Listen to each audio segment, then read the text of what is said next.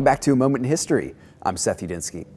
Well, back in the beginning of the United States, there were very few black preachers filling the pulpits of churches across the country and in the colonies as well. Now, although the church has always historically stood on the front lines against slavery, both in the United States and elsewhere, by the way, in this particular time period, there simply were not many, if any, black pastors in America. But in the later 18th century, as the nation was beginning its life, a man arose to the spiritual forefront in the cradle of liberty, Philadelphia, to become really the first great black pastor in America, Reverend Absalom Jones. Now, Reverend Jones was born into slavery in Delaware in 1746, and keep this in mind, this was far back enough in history that slavery was still legal throughout much of the colonies.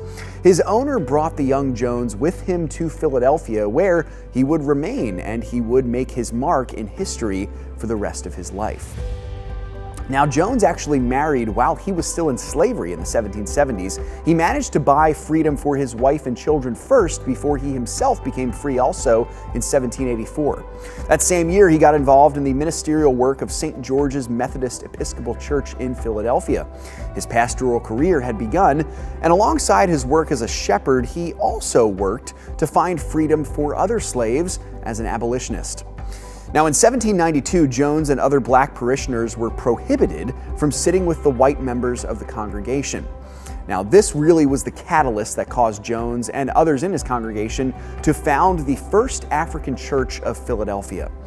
Now, joining a prominent Protestant denomination was the next key step for the survival of this young church, and Jones succeeded in leading First African to join the Episcopal Church. Now, keep in mind, in history, at its core, and at this time in history as well, the Episcopal Church was just the American version of the Anglican Church in England.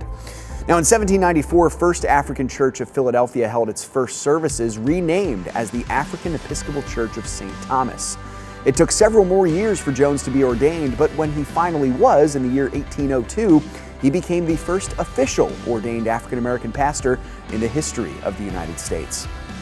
Now, for the remaining decade and a half or so of his life, Jones would serve faithfully as pastor of this church, and he would also remain at the forefront of the abolitionist movement. Now, his influence would actually result in freedom for many slaves. Jones himself died in the year 1818. Thanks so much for joining me once again for A Moment in History.